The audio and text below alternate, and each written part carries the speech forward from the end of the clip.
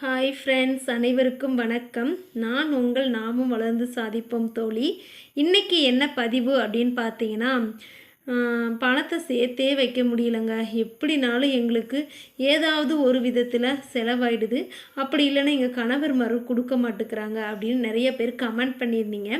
அவங்களுக்கு தான் இந்த பதிவு. நம்ம எப்படி கணவருக்கு தெரிஞ்சும் தெரியாமலும் எப்படி சேமித்து வைக்கலாம் அப்படின்றத முழுசாக இந்த வீடியோவில் பார்க்கலாம். வாங்க வீடியோக்குள்ளே போகலாம். எங்கள் சேனலை பாருங்கள், பிடிச்சிருந்தா சப்போர்ட் பண்ணுங்கள் உறவுகளே. லைக் பண்ணிவிட்டு பெல் பட்டன் ஆல் கொடுங்க. வாங்க வீடியோக்குள்ளே. இல்லத்தரசி பணம் சேமிப்பது எப்படி அப்படின்றது தான் இன்றைக்கி. எங்களால் சேமித்து வைக்க முடியலன்றவங்க முக்கியமாக இதை பார்த்துக்கங்க. உங்களிடம் எதுக்கெல்லாம் பணம் கொடுப்பாங்க அப்படின்னு நல்லா யோசிச்சு பாருங்கள். எதுக்கெல்லாம் பணம் கொடுப்பாங்க? கீழே பாருங்கள். ஒன்று காய்கறி வாங்குறதுக்கு, மளிகை பொருள் வாங்குறதுக்கு, தின்பண்டங்கள் வாங்குறதுக்கு, பூ எதுவும் வாங்குறீங்க அப்படின்ற பட்சத்தில் கொடுப்பாங்க. துணி வாங்குறதுக்கு, துணி எதுவும் எடுக்க போகிறோம் அப்படின்னா அதுக்கு பணம் வாங்குவோம். உறவு முறை அப்படின்னு யாராவது வந்தாங்கன்னா அவங்க நமக்கு பணம் கொடுப்பாங்க. ஆன்லைனில் ஷாப்பிங் பண்ணியிருக்கோம், நம்ம ஏதாவது ஆன்லைனில் ஆர்டர் போட்டிருக்கோம் அப்படின்ற பட்சத்தில் நமக்கு பணம் கொடுப்பாங்க. வெளியே எங்கேயும் போகிறோம் அப்படின்னா பணம் கொடுப்பாங்க. சரிங்களா? இந்த முறையில் தாங்க நம்ம பணம் சேர்த்து வைக்க போகிறோம். எப்படின்றத விரிவாக பார்ப்போம்.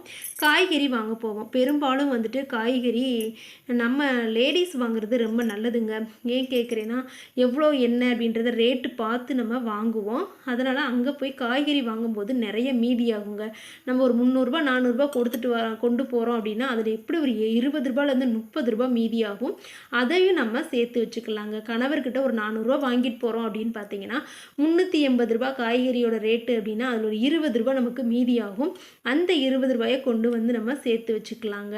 அப்புறம் மளிகை பொருள் வாங்க போகிறோம்னு நினச்சிக்கோங்க. பட்ஜெட் போட்டு வீட்டிலே எழுதி வச்சுடுங்க. வீட்டில் அவங்க வாங்கிட்டு வரேன்னு சொல்லுவாங்க. நீங்கள் சொல்லுங்கள், இல்லைங்க நான் தான் வாங்கிட்டு வர போகிறேன், எனக்கு எது வாங்கணுன்றதை நாங்கள் பார்த்து வாங்கிக்குவேன், நானே போயிட்டு வரேன்னு சொல்லுங்கள். சரிங்களா? எங்கே போனாலும் நானே போயிட்டு வரேன் அப்படின்னு சொல்லி நம்ம பழகணும். அவங்க வேலைக்கு போயிட்டு வர்றாங்க, அவங்க வேலைக்கு மட்டும் போயிட்டு வந்தால் போதும். நம்மளே போயிட்டு எல்லாமே பர்ச்சேஸ் பண்ணுற மாதிரி பார்த்துக்கலாம். சரிங்களா? அப்புறம் மளிகை, ஏன்னா நம்ம எதுன்னு ஒவ்வொன்றும் ரேட்டு பார்த்து வாங்குறது நம்ம வாங்குவோம். அதனால் மளிகை பொருள் வாங்குறதுலேருந்து காய்கறி வாங்குறதுலேருந்து நம்மளே போய் வாங்குறது ரொம்ப பெஸ்ட்டுங்க. அப்புறம் மளிகை பொருள் வாங்கும்போதும் அப்படி தாங்க. ஏதோ 10 20 நம்மளுக்கு மிஞ்சும், அந்த காசு சேர்த்து வைக்கலாம். சரிங்களா? எல்லாமே நம்ம ஹஸ்பண்ட் கிட்ட தான் வாங்கிட்டு போகிறோம். அதில் இருந்து நம்ம சேர்த்து வைக்கிறோம். சரிங்களா? வீட்டிலே இருக்கிறீங்க, நீங்கள் வேலைக்கு போகலை, உங்கள் வீட்டுக்காரங்க கிட்ட வர்ற வருமானத்தில் நீங்கள் வாங்கிட்டு போகிறீங்க, அதில் வர்ற மீதியை தான் நம்ம சேர்த்து வைக்கிறோம். தின்பண்டம், குழந்தைங்களுக்கு தீமண்டம் வாங்குறதுக்கு போவோம். இல்லை ஏதாவது வெளியில் தின்பண்டம் விற்க வரும், எங்கள் ஒரு 100 ரூபா கொடுங்க, பாப்பாவுக்கு தீமண்டம் வாங்கணும், தம்பிக்கு தீமண்டம் வாங்கணும் அப்படின்னு சொல்லிட்டு நம்ம ஒரு 100 ரூபா வாங்குறோன்னா கண்டிப்பாக 100 ரூபாய்க்கும் நம்ம தீமண்டம் வாங்க மாட்டோம்.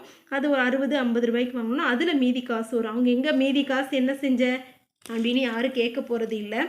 பெரும்பாலும் கேட்க மாட்டாங்க. சரி, எதாக இருந்தாலும் அவகிட்ட தானே இருக்குது, செலவுக்கு இருக்கட்டும், நம்ம ஒய்ஃபுக்கிட்ட தானே இருக்குது அப்படின்னு தான் எல்லா வீட்லேயும் நினைப்பாங்க. சரிங்களா? அப்புறம் பூ வாங்க போகிறோம். பூ வெளியில் விற்கும், இல்லை ஒரு 100 200 பூ நம்ம வாங்க வேண்டியது இருக்குது அப்படின்ற போது பூ வாங்குறதுக்கும் நம்ம காசு வாங்குவோம்.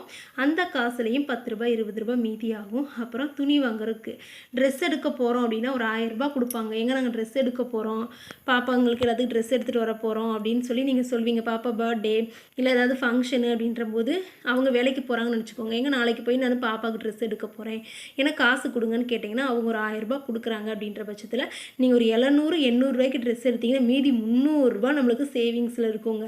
நீங்கள் சொல்லுங்கள், ஏங்க என்னங்க கணக்கெல்லாம் கேட்டுட்ருக்குறீங்க, அதெல்லாம் நான் வச்சுருக்கிறேன், நான் தருவேன் அப்படின்னு சொல்லிவிடுங்க. சரிங்களா? எல்லாமே நம்ம கொஞ்சம் பொய் சொல்லியும் சேர்த்து வைக்க வேண்டியது வரும். சரிங்களா? கொடுக்காதீங்க. நீங்கள் மீதி காசு வருது அப்படின்ற பட்சத்தில் கொடுக்காதீங்க, நீங்களே வச்சுக்கோங்க. அப்புறம் உறவு முறை யார் வீட்டுக்கு வராங்கன்னு நினச்சிக்கோங்க. நம்மக்கிட்டேயோ இல்லை நம்ம வீட்டு குட்டீஸுங்கக்கிட்டே பணம் கொடுப்பாங்க. அந்த பணத்தையும் நீங்கள் கொடுத்துடாதீங்க, நீங்களே வாங்கி வச்சுக்கோங்க. அதை வாங்கி வச்சு கையில் வச்சிடாதீங்க, செலவாயிடும். ஒரு வீட்டுக்கு ஒரு உண்டியல் இருக்கணுங்க. கண்டிப்பாக வீடுன்னு இருந்தால் ஒரு உண்டியல், ஒரு சேமிப்பு அப்படின்றதுக்கு ஒரு நோட்லேயோ இல்லை ஒரு பர்ஸுலையோ இல்லை ஒரு உண்டியல்லையோ கண்டிப்பாக நம்ம சேர்த்து வைக்கணுங்க. அதில் போட்டு வச்சுருங்க. இல்லைன்னா நம்ம எடுத்து செலவு பண்ணிடுவோம். அதில் போட்டு வச்சுக்கலாம். அப்புறம் பார்த்திங்கன்னா ஆன்லைன் ஷாப்பிங். நம்ம ஆன்லைனில் ஏதாவது ஷாப் இப்போ ஒரு 235க்கு வருது அப்படின்னா நம்ம 250 தான் வாங்குவோம். நீங்கள் இப்போ கரெக்டாக 235 கொடுங்கன்னு சொல்லி யாரும் வாங்க மாட்டோம். 235 ரூபா வருது அப்படின்னா 235 ரூபாய் நீங்கள் கொடுங்க அப்படின்னு வாங்க மாட்டோம். 250 ரூபாய்க்கு நான் ஆர்டர் போட்டிருக்கேன் அப்படின்னு சொல்லுவோம். அதில் மீதி 15 ரூபா நமக்கு வருது. அப்போ அந்த 15 ரூபாயை நம்ம சேர்த்து வைக்கலாம். சரிங்களா? அப்புறம் வெளியில் போகிறோம், அவுட்டிங் போகிறோம் அப்படின்னா, ஏங்க இன்னைக்கு கொஞ்சம் வெளியில் போக வேண்டியது இருக்குது அப்படின்னு சொல்லிட்டு நம்ம அதுக்கும் காசு வாங்கி வச்சோம்னா எப்படியும் நம்ம வந்துட்டு அவ்வளோ அமௌண்ட்டையும் இதில் உள்ள எல்லாத்துலேயுமே நம்ம கரெக்டாக இப்போ 400 ரூபா வருதுன்னா 400 ரூபாய்க்கு நம்ம பொருள் வாங்க போகிறதில்ல. அதில் மீதி வர்ற எல்லா காசையும் நம்ம வீட்டுக்காரங்களுக்கு தெரிஞ்சும் தெரியாமலும் நம்மளே சேர்த்து வச்சுக்கலாங்க. நீங்களும் இந்த மாதிரி ஏதாவது சேர்த்து வச்சுருக்க அனுபவம் இருக்கா? நான் கண்டிப்பாக அந்த மாதிரி நான் சேர்த்து வச்சுருக்கிறேன். எது கொடுத்தாலும் ஆமாம் அதில் 20 ரூபா வந்துச்சு, இப்போ என்ன அதை கேட்குறீங்க, 20 ரூபா கூட கணக்கு கேட்குறீங்க அப்படின்னு சொல்லுவேன். சரி சரி வச்சுக்கோ அப்படிம்பாங்க. இந்த மாதிரி நம்ம வந்து சேர்த்து வைக்கலாங்க. நீங்களும் இந்த முறையில் நீங்கள் ஏதாவது உங்கள் வீட்டுக்காரங்களுக்கு தெரிஞ்சும் தெரியாமலையும் சேர்த்து வச்சுருப்பீங்க. கண்டிப்பாக அப்படி சேர்த்து வச்சுருந்தீங்க அப்படின்னா கமெண்டில் சொல்லுங்கள். இந்த பதிவு உங்களுக்கு பிடிச்சிருந்தால் லைக் பண்ணுங்கள், ஷேர் பண்ணுங்கள், கமெண்ட் பண்ணுங்கள் உறவுகளே. மறக்காமல் நம்ம சேனலை சப்ஸ்கிரைப் பண்ணிவிடுங்க. பெல் பட்டன் ஆல் கொடுத்துருங்க உறவுகளே. பாய். அடுத்தடுத்த வீடியோவை தொடர்ந்து பாருங்கள்.